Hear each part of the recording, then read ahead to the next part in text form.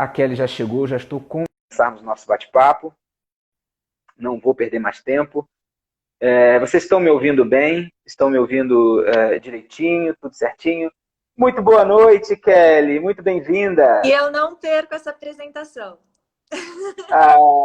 Que bom ter você por aqui.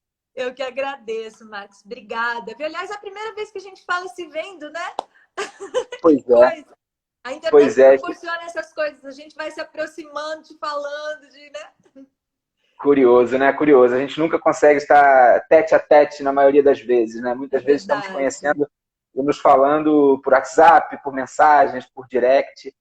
E um prazer Uhum. imenso receber você aqui. Eu estava falando com aqueles que já estavam entrando aqui. Vamos dar um tempinho para aqueles que quiserem convidar os amigos aí, Claro. poderem encaminhar pela gaivotinha para que possa acompanhar o nosso bate-papo.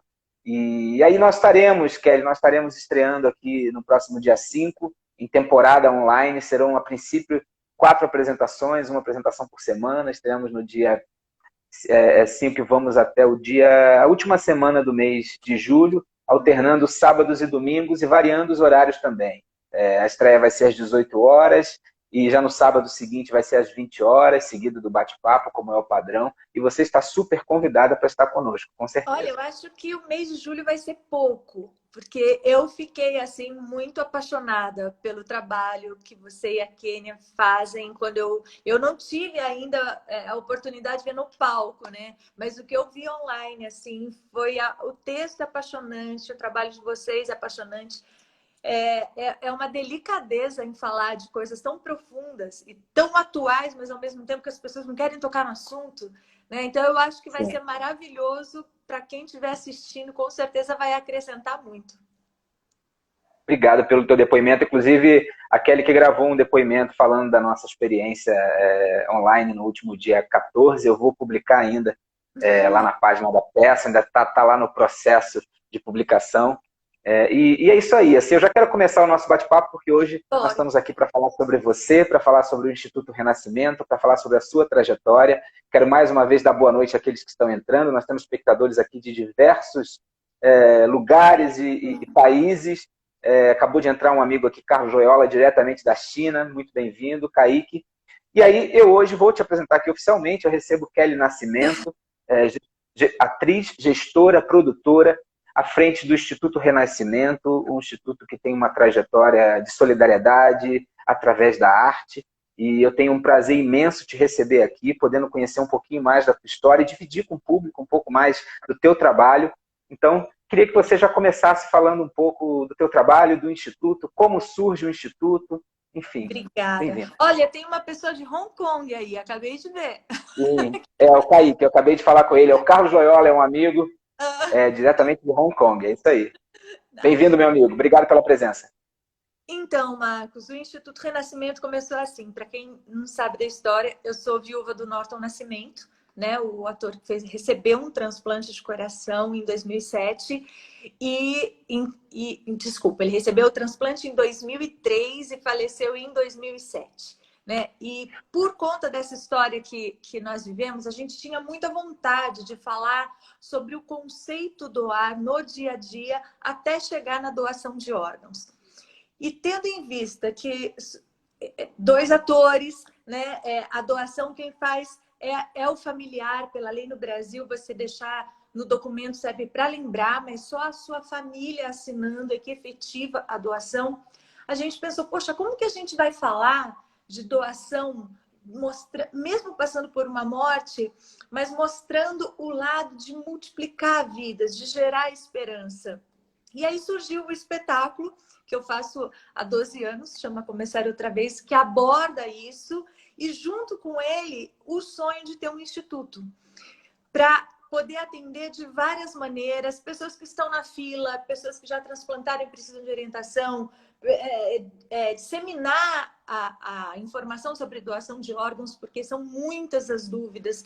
Eu mesma só fui entender quando aconteceu na minha casa, porque é tanta coisa que a gente não consegue acompanhar tudo que acontece de todos os assuntos, né? Sim. E aí o Instituto começou com a doação de órgãos e hoje, pela forma que isso foi abordado, a doação, eu tive a experiência, o presente de falar de outros temas também, né? Sobre hepatite C, que foi o motivo da causa do Norton, enfim, doação de medula óssea, e a gente foi falando sobre vários outros temas. E a gente Sim. anda, né?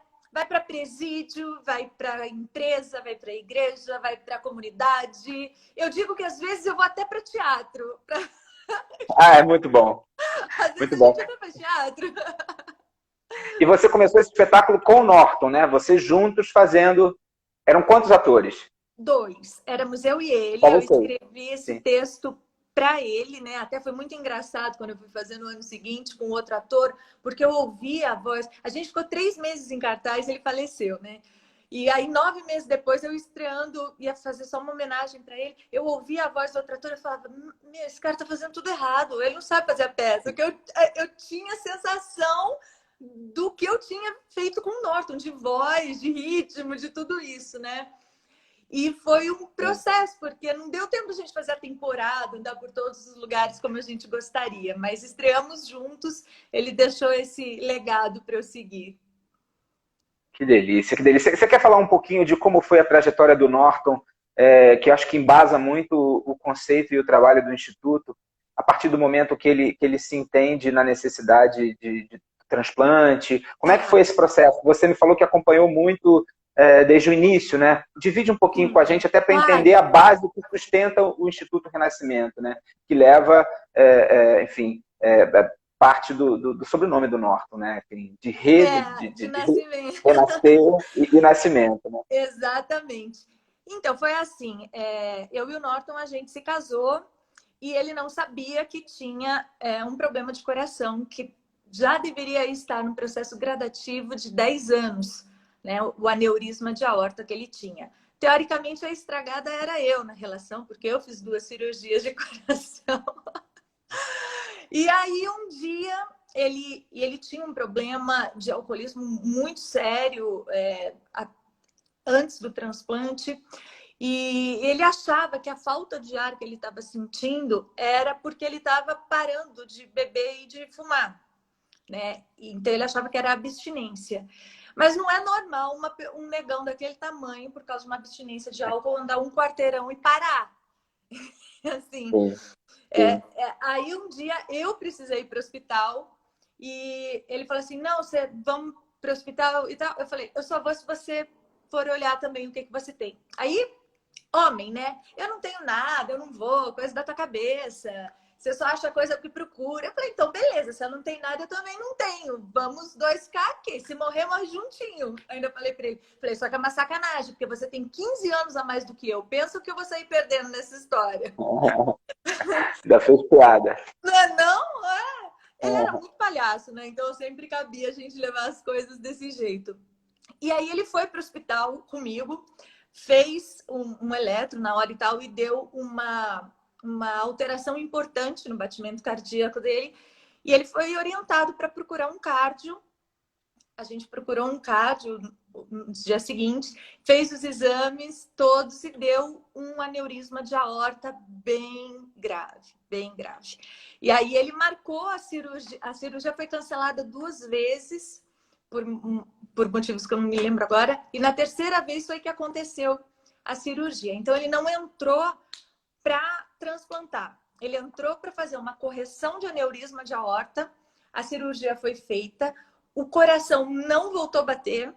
O coração dele estava dilatado, Marcos, para você ter uma ideia, tamanho de 2 corações e meio. Então, assim, não tinha mais musculatura nenhuma. Aí não voltou a bater. Aí ele passou para uma equipe de transplante, mas em coma induzido. Ele nem sabia que estava indo para um transplante. Então, foram 4 dias que ele ficou em circulação extracorpórea, porque ele ficou sem coração, né? E eu entrava na UTI, eu via o Norton com aquele plástico cirúrgico aqui, mas já aberto, todo amarelo, embora negão, né? O branco do olho e tal, tudo amarelado por causa do fígado, né? Inchado, porque o rim também não funcionava direito. E na época não tinha essa UTI humanizada, né? Em 2003, como agora, né? Que as pessoas, os familiares ficam juntos e tal. Mas eu tinha 26 anos, então os médicos falavam assim, deixa ela ficar aí, tadinha, ele não vai suportar, pelo menos ela fica com ele. E nessa Sim. experiência de ficar lá com ele e dentro daquilo que a gente já buscava, que a gente caminhava, que é acreditar que todos os dias a gente pode enxergar um milagre, todos os dias a gente pode encontrar algo para começar outra vez. Eu fui me apegando na fé, na esperança que tinha no meu coração. Ele não tinha 1% de chance, mas eu falava para o médico, olha, 1% para Deus é muito, porque ele me criou do nada, meio estragada, mas me criou do nada. E aí foi assim que aconteceu a história do transplante dele. Ele saiu do transplante. A base para a gente começar tudo isso sempre foi o desejo de levar para as pessoas algo que pudesse despertar esperança. Despertar, olhar que em qualquer situação, por pior que seja, se a gente procurar, sempre tem algo que clareia, que ilumina para a gente continuar. Porque para a medicina da época, não existia isso, ficar 4 dias sem coração, uma circulação extracorpórea. Era ainda tudo muito embrionário, tudo isso, né? Então, foram coisas que, para a medicina, ele não sairia dali. Então, teve um dia que ele fez 1 ml de xixi, eu saí pulando pelo hospital. Ah, ele fez xixi. Aí eu olhava assim, Kelly, foi 1 ml. Eu falei, tudo bem, ele não estava fazendo nem isso. Então, eu fui aprendendo a me alegrar com os pequenos sinais do fruto que a gente estava buscando. E a base do Instituto é essa, né? Vamos falar de esperança, vamos usar a arte para mostrar o mais precioso que o ser humano tem dentro de si, que a gente não é o que a situação faz, a gente é aquilo que a gente está acreditando para caminhar dia a dia. E não tem como fazer melhor se não for com arte, né, Marcos? Não tem como. Sim. Perfeito. E aqueles que estão aqui nos acompanhando, é sempre bom ressaltar, quem não conhece, né, não conheceu Norton Nascimento, um dos grandes atores da história da dramaturgia brasileira, da televisão brasileira. Norton Nascimento foi o primeiro ator negro ou preto, como hoje está nesse dilema, né, se é negro ou preto, protagonista de telenovelas, galã, né, galã de telenovelas, e era um ator, pelo que eu ouvi falar, sobre a personalidade dele, um ator generosíssimo, de um coração imenso, afetuoso, carinhoso, enfim, já ouvi falar muito sobre o Norton, embora eu não tenha conhecido, e fico muito feliz que ele tenha deixado esse legado sendo continuado por você, com essa verdade tão presente de cultivar a esperança através da arte, através da conscientização, do esclarecimento, enfim. É muito feliz essa oportunidade de nós estarmos conversando hoje, porque eu acho que é inspirador para tantas pessoas que estão aqui conosco. E muito obrigado por você encorajar as pessoas a olharem para a vida dessa forma que você olha, que você desenvolve o seu trabalho com o Instituto, porque para nós é realmente uma inspiração, é um divisor de águas. Parar e pensar o quanto você viveu a experiência que você viveu e você desenvolveu e vem desenvolvendo já há quantos anos o Instituto existe? Tem 12 anos o Instituto, né, oficialmente, assim, a gente começou o trabalho logo depois do transplante dele, mas burocraticamente eu efetivei tudo depois do falecimento dele. E uma coisa, Marcos, que eu percebi muito nesses anos, até por muito que as pessoas me perguntarem, assim, Kelly, você acha que as pessoas não doam por egoísmo?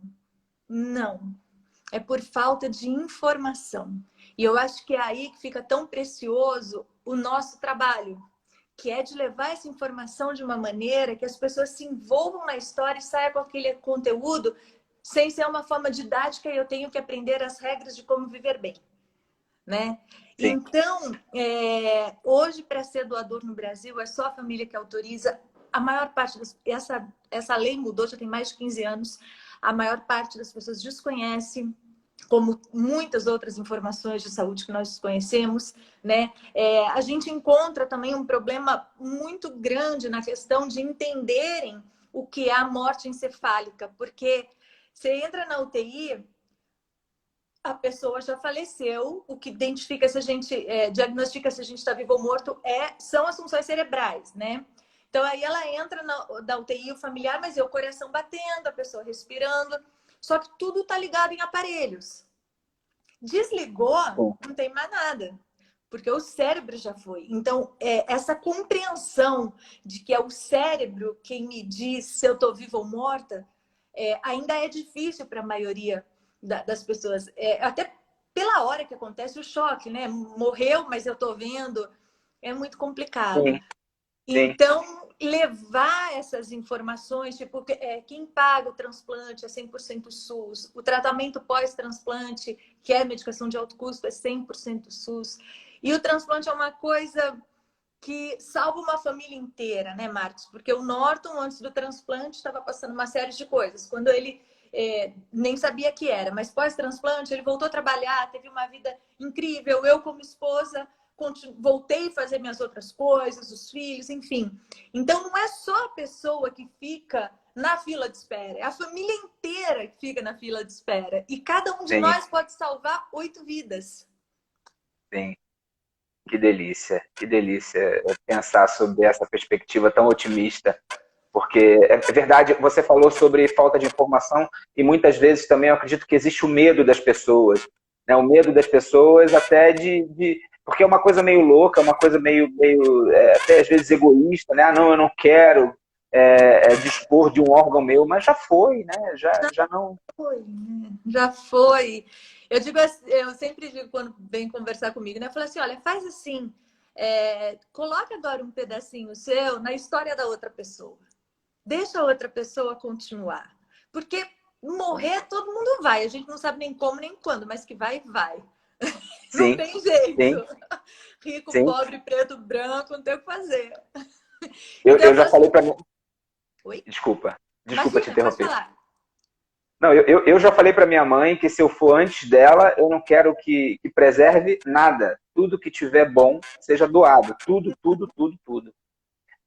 Inclusive, se minha mãe não estiver mais aqui quando eu for, eu vou deixar avisado para a família. Eu não faço questão de levar nada assim, levar que eu digo para, Sim, né, que ainda esteja podendo ser aproveitado, que esteja podendo continuar vivendo em outra pessoa. Difícil nesse momento que a gente está vivendo é que, por exemplo, em função do Covid, muitas pessoas não estão podendo ser doadoras, né? Mas assim, o número de transplante, o número de doação caiu muito. Aqui em São Paulo caiu em 40%. Eu tive uma informação que no estado de Minas caiu 60%, porque tem várias coisas, né, envolvendo além do Covid. Já tinha uma questão da dificuldade de informação da família. Então, você vai juntando uma dificuldade na outra.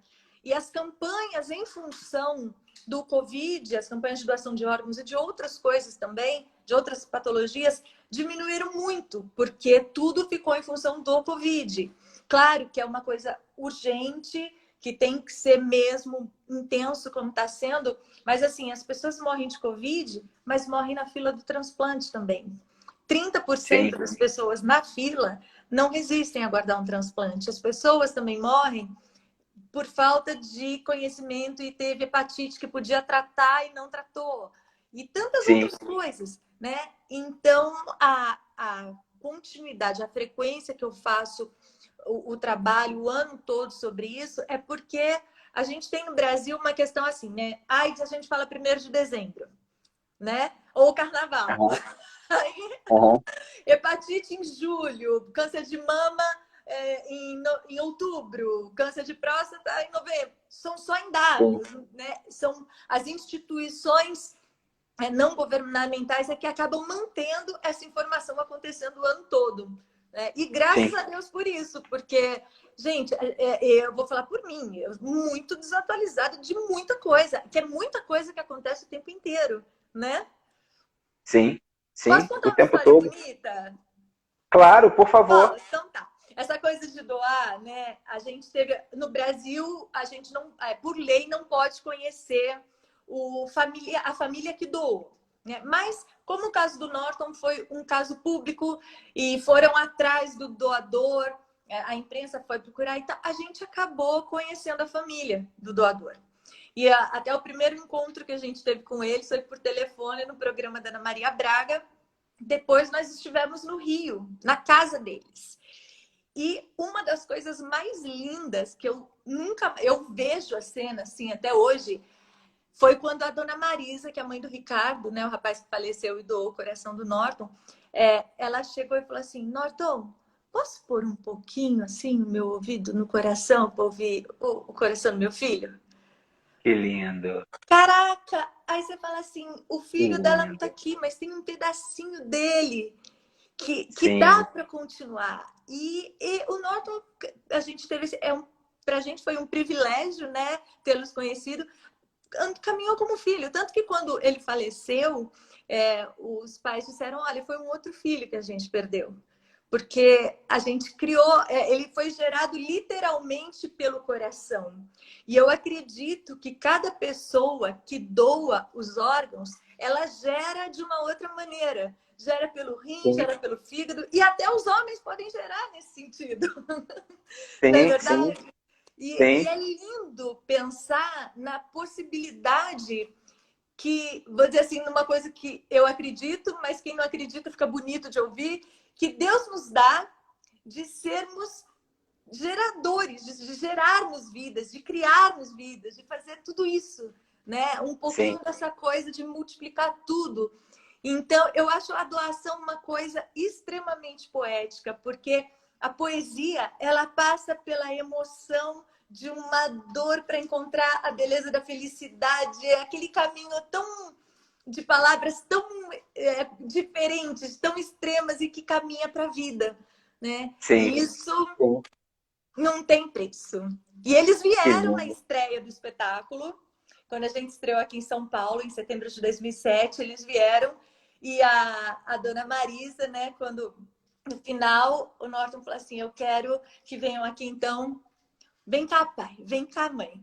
E aí, desculpa, eu emociono. Eu, E aí eu também. subiram os dois, né? E a dona Marisa, ele não queria falar, mas ele falou assim: olha, quero só compartilhar uma coisinha que a dona Marisa falou para mim hoje. Tem um pedaço meu aí dentro. E tinha.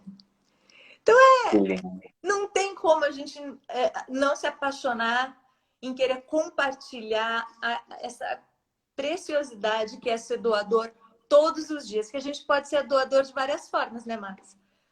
Sim. Compartilhando informação, ouvindo a pessoa, sendo generoso, de várias maneiras. É um exercício até chegar na doação de órgãos, que eu acho que é o último que dá para a gente fazer, né, nesse sentido.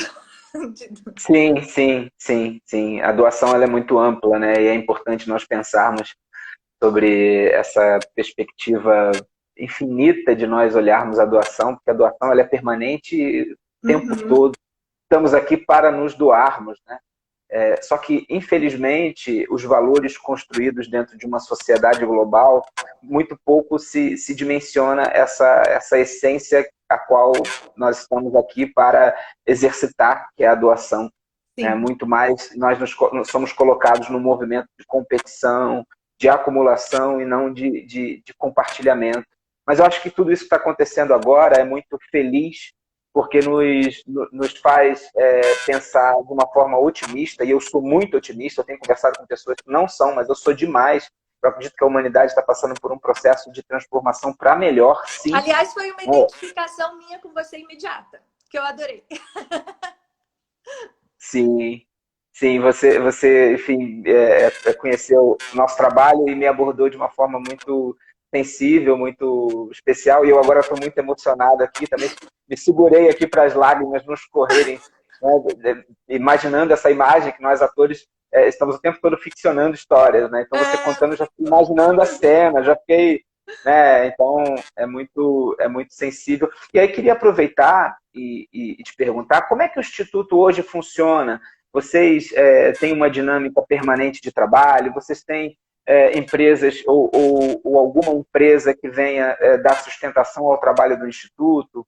Fala um pouquinho para a gente sobre essa sua dinâmica e esse processo de trabalho e a rotina do Instituto. Eu não tenho incentivo por parte social, como é que fala? De verbas de governo, de deputado, de prefeitura, de coisas assim. O O que é Instituto, ótimo, né? O que é poxa, ótimo, né? eu falo o que eu quiser, não tenho nada com ninguém, sabe? Eu falo no que eu acredito. ponto. Então, o que eu faço? Eu elaboro os meus projetos, coloco em lei de incentivo, mas posso dizer que 80% do meu trabalho não é lei de incentivo, é iniciativa privada, verba de marketing, enfim. Então, assim, de cada projeto é o que eu vou mantendo as atividades do Instituto. Então, eu não tenho... Às vezes as pessoas me perguntam, né? Kelly, você tem um lugar que as pessoas ficam esperando transplante? Não, não tenho. O meu trabalho com o Instituto é de informar, de comunicar. Então, eu vou fazendo os projetos e a gente vai andando e vai se sustentando para continuar levando a informação. Esse ano ia estar estreando, agora em abril, no Municipal aqui, um espetáculo sobre doença rara, que me convidaram para escrever o ano passado. E eu falei, meu Deus do céu, né? Como vou escrever sobre doença rara? E assim, eu não tinha ideia do universo que eu estava entrando. E foi um aprendizado tão maravilhoso, sabe? De ver do que eu reclamo. Do que eu reclamo, tá? E aí estrear por conta do Covid, a gente não estreou agora, mas vai estrear o ano que vem. Então, eu começaria esse ano com doenças raras, passaria por hepatite em julho, que eu tenho outro trabalho de hepatite, entraria em setembro falando sobre doação de órgãos, né? A gente vai fazendo por etapa. Também não dá para a gente fazer todos de uma vez, mas eu mantenho com continuidade os temas que o Instituto leva. E a gente vai fazendo assim, as bilheterias dos espetáculos do Instituto são direcionadas integralmente para instituições de apoio do tema que eu estiver falando. Olha, tem uma pessoa que está dizendo que tem doença rara. Qual doença? Quem é? Você conhece, Marcos? Não conheço. Bronquite... Bronquiectasia. Tá ruim de ler aqui. Depois dos 20, a gente já não lê igual, né? Diz aí se sentir à vontade qual a doença rara que você está mencionando. Enfim, a Kelly ficou curiosa. E aí você reverte a bilheteria para instituições e você consegue sustentar a temporada com o apoio de uma empresa. Seria isso, então? O que eu faço é assim, eu planejo, eu faço meu orçamento planejando o número de apresentações que eu vou fazer, todo mundo recebendo. Eu não conto com a bilheteria para estar no palco, porque você é ator, você sabe, é um caos, né? É muito complicado. Sim. Então, eu vou para o palco quando eu tenho o projeto captado. E aí, a bilheteria, como eu, desde o início, já não contaria com ela, né? Todos da equipe estariam pagos, eu pego e escolho, vou falar de hepatite, eu escolho instituições que estejam cuidando de pacientes e dou integralmente ou divido para 2 instituições do mesmo tema, enfim, aí a gente vê como é que faz. Mas eu faço isso porque eu entendo que é a forma de exercitar o doar de várias maneiras. E o meu instituto tem como alicerce o descobrir como doar todos os dias. Claro que a gente, né, não é sempre que rola acertar as coisas, mas a gente vai tentando. O importante é não parar, é ir tentando. Com certeza. Ela respondeu aqui, Kelly, ela disse que ela tem narcolepsia e discinesia. Ela tem Se eu errei, me desculpe. 2 doenças raras. Narcolepsia e discinesia. Não tenho ideia do que se trata. Tudo uns nomes. Mas você sabia, são quase Nunca ouvi falar. Quase 8.000 tipos de doenças raras. E é uma coisa que, para a maior parte, não existe tratamento.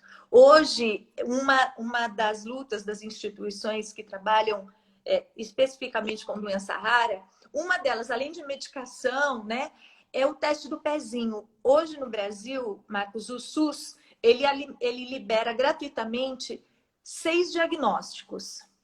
Mas já é possível ter 50 diagnósticos. Então, imagina, você tem um filho, ficou 9 meses esperando a criança e tal, aí nasce. Você pode levar 5 anos para ter um diagnóstico, 7 anos que você teria no teste do pezinho que faz um dia que nasce. Sim. A mãe fica de médico em médico, de exame em exame, tratamento que não é... Então, assim, uma das lutas dessa causa, dessas instituições, é para assinarem a petição www.pezinhonofuturo.com.br. Vai lá e assina que você quer fazer, que aumente, né, que venha o teste ampliado do pezinho, porque vai ajudar muita gente. Eu conheci um menino de 12 anos e ele tem uma doença rara e a mãe levou 5, 6 anos para descobrir o que o menino tinha. Imagina para uma mãe que só sonhou na barriga crescendo e o quartinho e bonitinho, de repente 6 anos sem saber o que o filho tem. Então Sim, é informação, né? sim, Informação sim. que a gente precisa.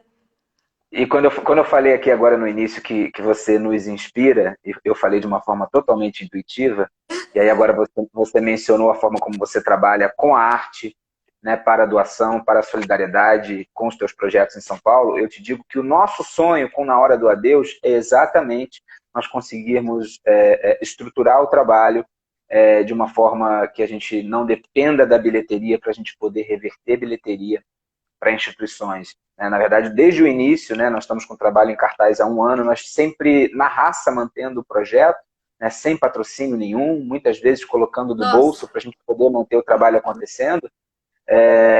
1 ano em cartaz e já fomos ao Festival Internacional de Curitiba, tivemos muitos parceiros, né, que nos ajudaram sim, mas não um patrocínio, né, que pudesse fazer com que, por exemplo, nós viéssemos a abrir mão da bilheteria. Então, nosso sonho é poder ter uma empresa que venha custear o trabalho para que a gente possa reverter 100% da bilheteria para instituições várias, né, variadas, sim, que é o nosso objetivo. Inclusive, agora, com essa temporada online que nós estamos criando, iremos trabalhar a partir da contribuição consciente, da contribuição voluntária, estaremos veiculando, após as apresentações, né, a possibilidade das pessoas, como fizemos no dia 14, e o nosso objetivo é, num primeiro momento, claro, assistir os profissionais, os artistas envolvidos no projeto, e nós já estamos aqui vinculados no Rio a uma campanha, que é Unidos por um Rio Melhor, uma campanha que, inclusive, eu vou bater um papo com o Leandro Passos na segunda-feira, que é o gestor, uma campanha criada por profissionais da indústria farmacêutica, que estão se mobilizando através de doações também, para fazer doações de cestas básicas em instituições,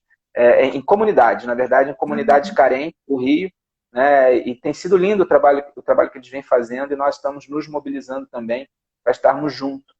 Mas aí o que acontece é que, infelizmente, a gente precisa realmente mexer as pedras do tabuleiro de xadrez de uma forma que, né, eu digo que viver de arte e ser artista, você sempre tem que parar nossa, o tempo todo na frente do tabuleiro, pensar que antes de lado que mexer eu uma pedra. vou? E não Exatamente. é, porque a gente tem que ser artista de várias formas, né? Não só no palco. Porque Sim, é sim, uma coisa que oscila muito. Tem época que eu consigo um equilíbrio de estar fazendo os espetáculos. Tem época que alguma coisa acontece e não é. Então a gente tem que estar se reinventando. E é um trabalho que eu tive. Eu acho que eu tive assim o privilégio de ter começado com um ator muito querido e conhecido, né, que era o Norton, então que me deu um gancho muito bacana de credibilidade para continuar levando a mensagem, né?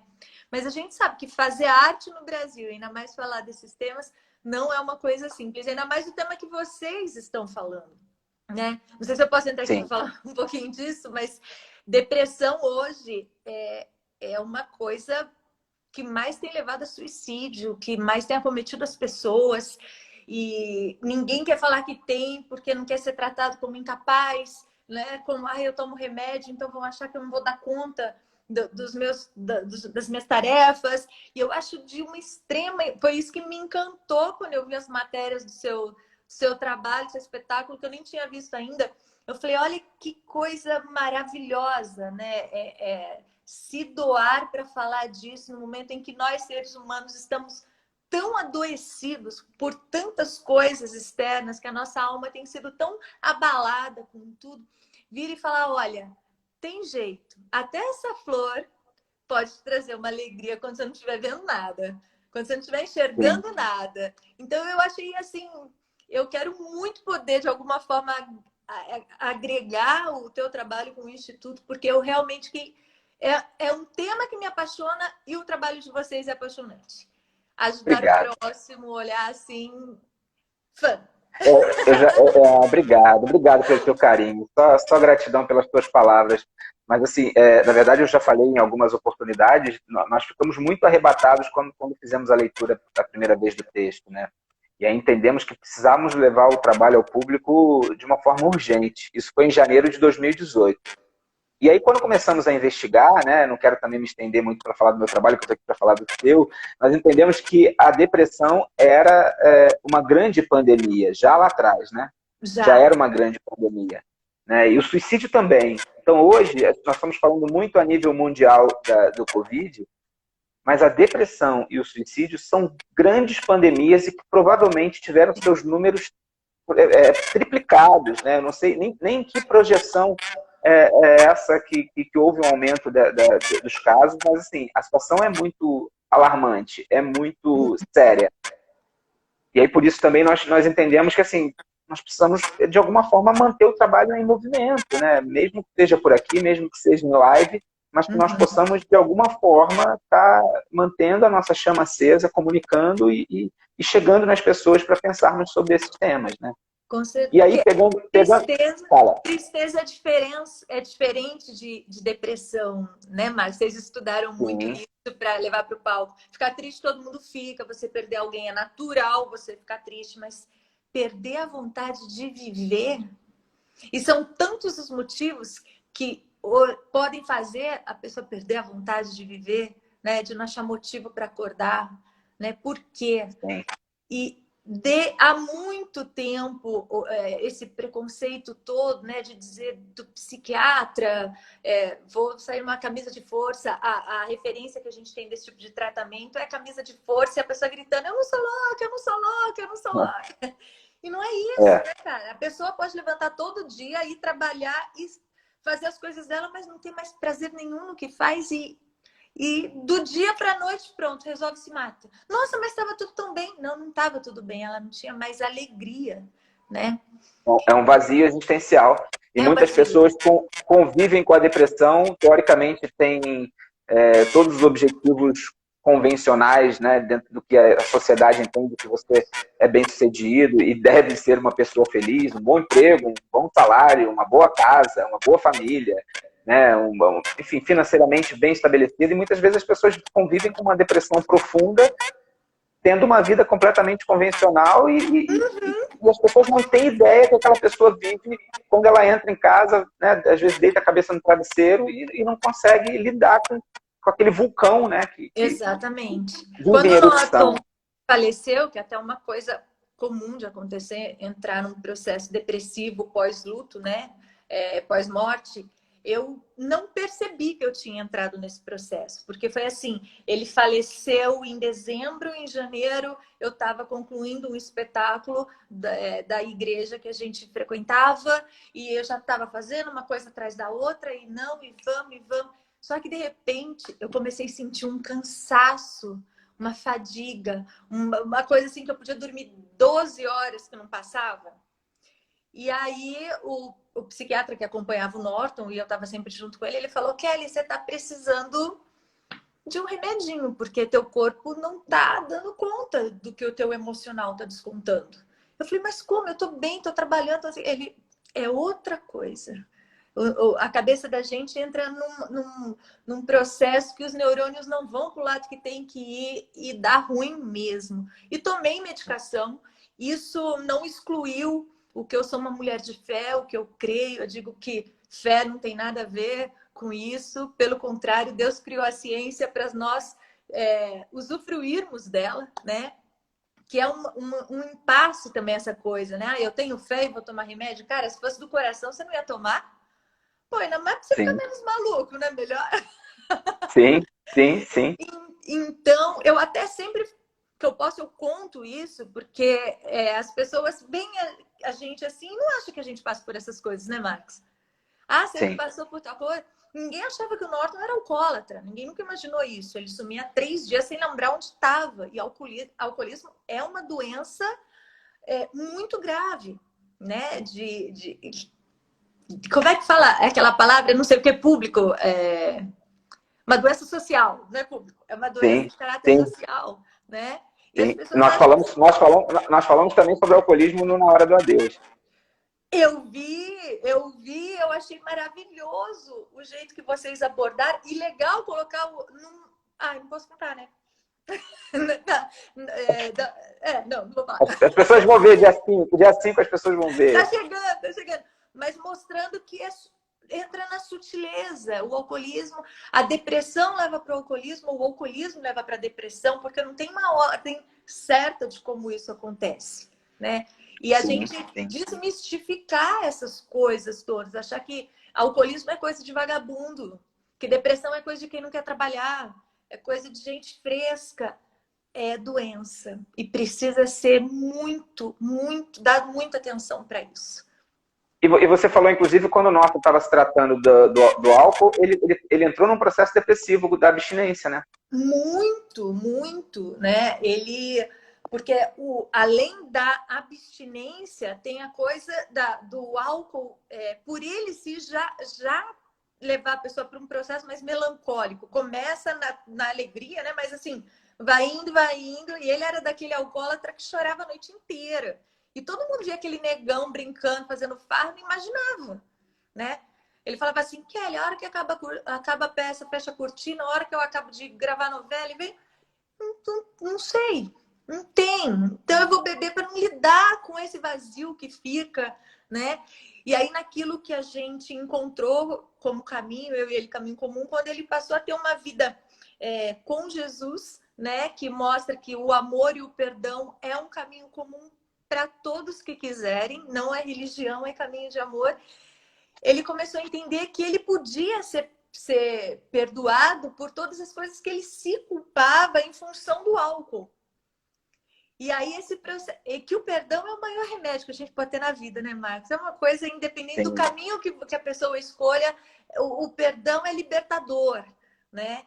E aí ele passando por esse processo, aí ele parou de beber e tal. Aí veio o transplante, porque antes dele parar de beber, Marcos, ele não sabia que ele estava doente, porque o álcool anestesiava o corpo dele. Então, imagina que loucura, né? Ele estava doente há 10 anos e não sabia. Por causa de uma outra doença, que é o álcool, que desencadeou uma outra física e uma emocional, que foi a depressão. Então, o ser humano é muito maluco, a gente precisa muito de ajuda. A gente precisa muito. Total. E eu queria que você falasse um pouquinho, você tocou sobre a questão do trabalho de vocês em instituições não convencionais, né, presídios. Fiquei curiosíssimo. Como é que era você levar um trabalho de teatro para um presídio? Como é que é isso? Olha, eu comecei esse trabalho quando foi? Em 2005. Eu comecei com o Norton, a gente começou indo para o presídio aqui em São Paulo, em Franco da Rocha, e um presídio feminino. Então, nós íamos toda semana para lá, para dar aula para as meninas, e no final fazer alguma montagem com elas. E a gente fez isso por muitos anos juntos, e depois que ele faleceu, eu continuei fazendo.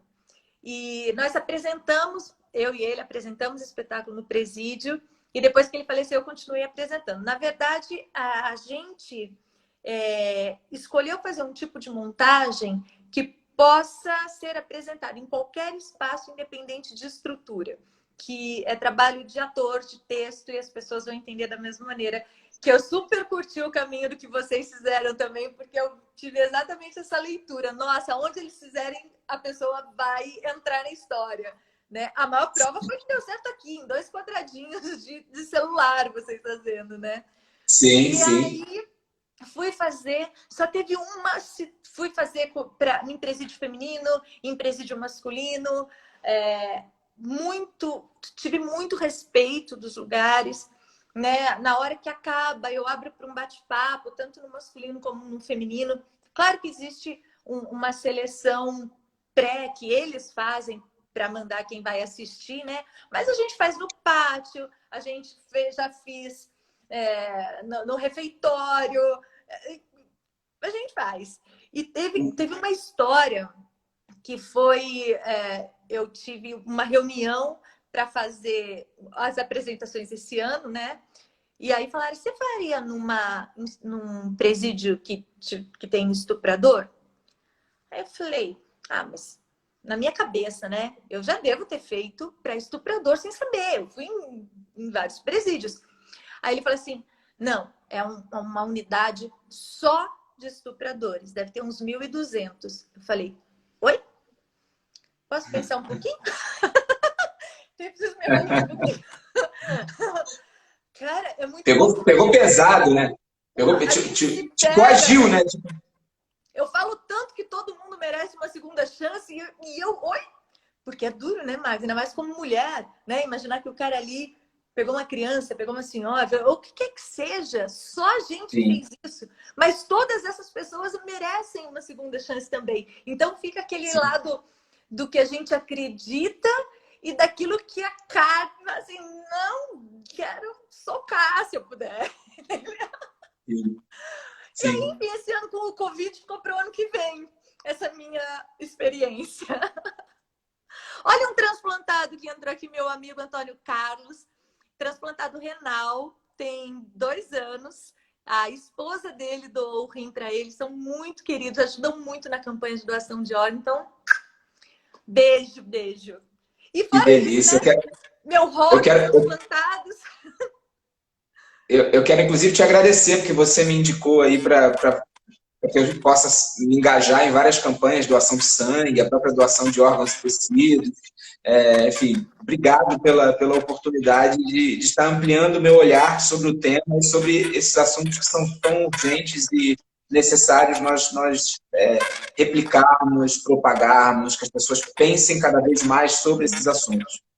E aí, assim, fala, você ia falar? Não, pode falar. Eu ia dizer assim, que na verdade, quem está do meu lado, eu falo 2 coisas. Olha, se morrer do meu lado, eu dou. E se estiver do meu lado e disser que tem alguma vontade de fazer alguma coisa por alguém, eu já dou a tarefa. Então, foi tipo isso, entendeu? Pois é, nós estamos aqui essencialmente para isso. E ainda mais nós, como artistas, nós precisamos muito nos engajar em todas as causas que dizem respeito ao próximo. Total. Porque nosso trabalho é de propagação mesmo, nosso trabalho é de dar as mãos absolutamente. E isso que nós estamos sendo convidados no momento que nós estamos vivendo agora, né? Darmos as mãos incondicionalmente, pensarmos no outro. Hoje eu estava falando sobre isso com um rapaz que veio fazer um serviço na minha casa. Eu falei, nós precisamos nos preservar, não por nós exatamente no primeiro momento, claro que também, mas pelo outro, né? Pensando no outro. Né? É uma inversão de perspectivas, né? Que nós estamos hoje nos confrontando dentro de uma pandemia que vai se prolongar. Né? Acho que a humanidade ainda está resistindo a entender muita coisa. Ele falava, esse rapaz que veio aqui na simplicidade dele, falando, mas eu acho curioso que nas comunidades as pessoas não estão levando a sério, as pessoas estão vivendo como se nada estivesse acontecendo. Falou, elas vão pagar um preço por isso, muitas vezes, né? E que opção, às vezes, da própria estrutura de vida, né, Max? Eu acho que a gente tem que aprender a ter um olhar assim, um pouco de compaixão, que às vezes não é que a pessoa não quer, às vezes a pessoa não tem como. A pessoa mora num quarto, mais ou menos, com 5 filhos. Como é que... Tem situação que é realmente muito difícil, né? Na comunidade, Sim. as pessoas não querem fazer. É uma outra realidade, né? Não mas o que ele dizia é que as pessoas realmente estão minimizando a realidade que nós estamos vivendo. Aqui no Rio de Janeiro, eu sei que as comunidades, nesses 3 meses, estão funcionando normalmente, sabe? Bares, restaurantes, tudo funcionando, festas, as coisas acontecendo. Entendi. A parte comercial normal.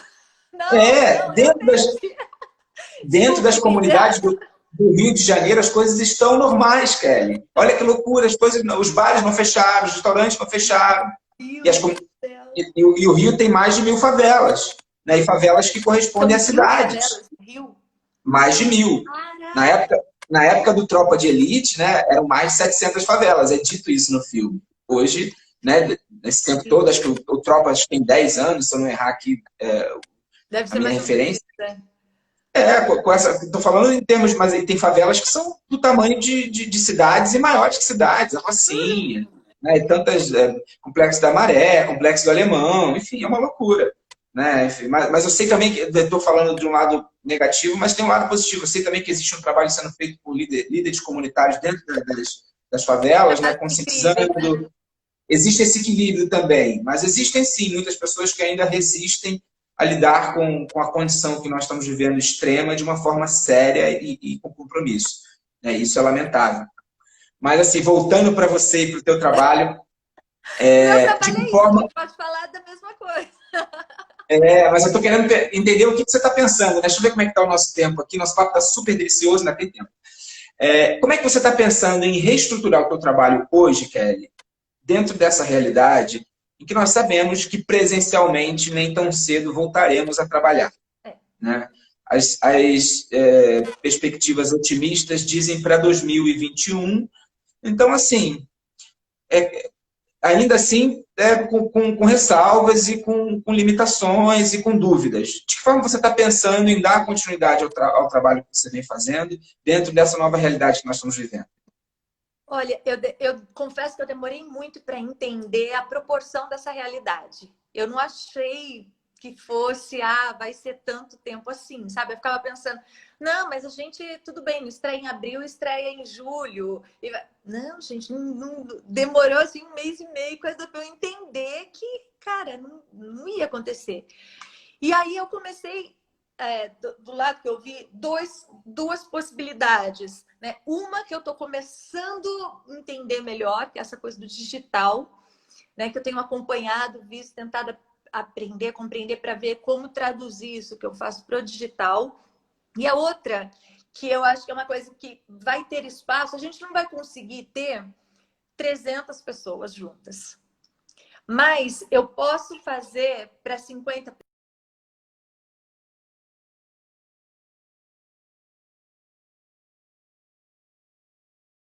Estou te ouvindo. Para mim, eu estou te ouvindo, só se travou para você. Eu estou te ouvindo. Tá. Então, fazer, sei lá, para 40 pessoas num auditório, abrir para um bate-papo, um texto menor, uma coisa. Eu acho que é uma coisa que a gente vai conseguir fazer, principalmente entrando por esse lado de temas como a depressão, né? Que vai entrar tanto nessa parte emocional que as pessoas estão vivendo. Eu estou desenvolvendo um texto sobre ansiedade que a gente vive, né? Já aqui, já pensando que vai ser.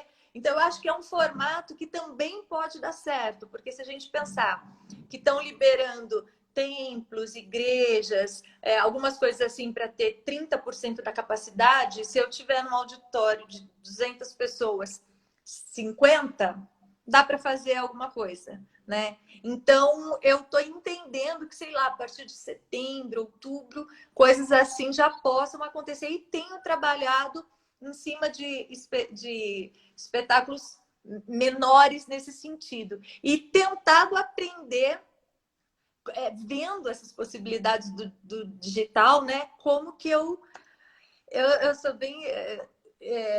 eu tenho dificuldade para entender essas coisas, assim, eu confesso. Gente, como que faz esse negócio? Eu vi o seu, eu falei, não tem nada, absolutamente nada, só ver o rosto. Caraca, que incrível. Então eu fico acompanhando para aprender, né? Que acho que a gente... É isso, eu não sei fazer, preciso aprender. Então... Não, mas tem que botar a cara, sabe, Kelly? Porque o nosso também, nós ficamos 1 mês entendendo como nós poderíamos fazer essa adaptação, é uma adaptação, sublimando todas as ações externas do trabalho, sublimando objetos de cena, enfim, nós criamos um outro trabalho. É o mesmo texto. Não é o mesmo texto. Ao vivo, é um outro trabalho, gente. Não é uma outra coisa, é uma performance online. Exatamente. Você se sente num espetáculo, porque é ao vivo, é incrível, mas não dá pra dizer, tô fazendo teatro na internet. Não. Vamos entender que é um outro formato, né? Tem televisão, tem cinema, tem teatro e tem isso. É outra coisa. Não, né, Max? É igual quando fala assim, é queijo de vegano. Queijo, o registro que a gente tem na memória é queijo da vaca. Aí, pô, mas queijo é queijo. Bota outro nome, as pessoas vão comer mais, entendeu? Sim. Mas assim, eu acho, Kelly, que esse formato ele não vai ser abandonado depois que nós voltarmos com a possibilidade de fazer o trabalho presencial. Nós temos data, como eu até conversei com você em off, né? As pessoas que estão aqui acompanhando, não sei se tem conhecimento, o nosso trabalho também tem uma função filantrópica. Nós, além das temporadas convencionais, das apresentações em espaços convencionais, nós vínhamos apresentando em espaços não convencionais, em ONGs. Inclusive, nós temos data em setembro agendada, né? Esperamos poder cumprir, mas isso depende de todas as questões das autoridades de saúde, das autoridades em relação à questão sanitária, enfim. Mas eu acho que a internet ela não vai deixar de cumprir a sua função. Assim, porque você falou sobre estar num lugar trabalhando, de repente, para 50 pessoas. Aqui nós podemos trabalhar para 1000 pessoas. De diversas partes do mundo. Na nossa apresentação do dia 14, nós tivemos espectadores da Holanda, Inglaterra, Portugal, Uruguai. Isso as pessoas que se manifestaram no bate-papo e falaram de onde elas estavam, diversos estados do Brasil. Então, eu acho que a internet vem para ficar. Essa comunicação a partir das plataformas, sobretudo essa plataforma muito popular e muito acessível, que é o Instagram, que é a live, né? E não é o teatro, não é uma outra coisa, mas que chega nas pessoas que muitas vezes não poderiam estar presencialmente com a gente, mesmo que estivesse tudo normal. Eu acho que mesmo que estivesse tudo normal, o que você coloca no teatro no máximo? Vou fazer de conta, 500 pessoas. Isso é um luxo. Em São Paulo, a realidade é muito diferente. Aqui no Rio, os atores, independente de terem 10, 15, 20, 40 anos de teatro, né, serem da televisão ou não, grande visibilidade nacional ou não, botar 100 pessoas numa sala de teatro, colocar 100 espectadores, era uma coisa que era um motivo de comemoração. Não, mas aqui também eu estou dando só um exemplo. Embora, assim, graças a Deus, o formato que eu acabei desenvolvendo no Instituto, quando eu vou fazer uma apresentação, eu envolvo as instituições para que elas desenvolvam a comunicação entre as pessoas para irem para o teatro. Então, eu fiz, por exemplo, no Municipal de Fortaleza, que tinha 900 lugares e estava lotado.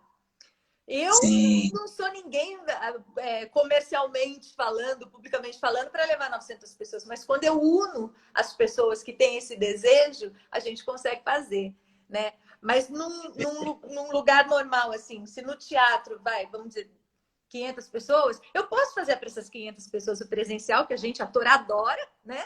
Mas também fazer aqui para 1.000, 2.000, 5.000. Eu acho que as coisas vão andar juntas. A gente vai aprender dia a dia a caminhar melhor com isso, né? Que é sempre para agregar. É agregando que a gente multiplica, que a gente compartilha, que a gente divide.